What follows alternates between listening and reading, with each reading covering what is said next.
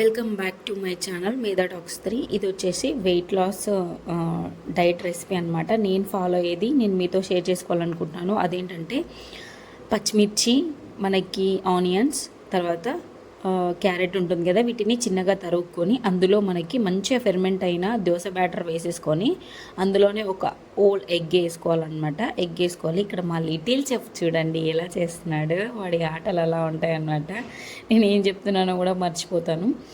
ఇక్కడ ఇలా వేసేసుకొని అందులో కొద్దిగా ఉప్పు వేసుకొని ఇలా బాగా మిక్స్ చేసుకోవాలన్నమాట. ఇప్పుడు చూడండి, ఇలా బాగా మిక్స్ చేసుకున్న తర్వాత వీటిని మనం పొంగనాలు వేసుకుందాం అనమాట. ఇలా పొంగనాలు వేసుకున్న తర్వాత ఆయిల్ ఏం యూజ్ చేయకుండా మనము వేసేసుకొని తీసేసుకొని చట్నీతో తినొచ్చు. ఇది ఎప్పుడు తినాలి అంటే, మీరు ఇంటర్మీడియట్ ఫాస్టింగ్ చేసేవాళ్ళు కొందరు డైరెక్ట్గా 12 o'clock తింటారనమాట.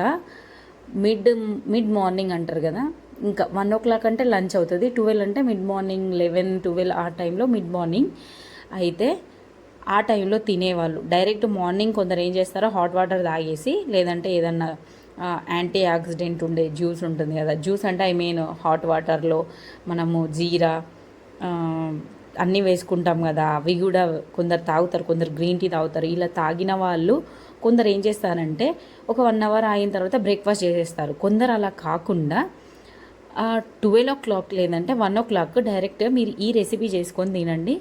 మీకు మంచి ప్రోటీన్ ఫైబర్ వస్తుంది. చట్నీ తిన్నా పర్లేదు, వెయిట్ అనేది బ్యాలెన్స్ అవుతుంది.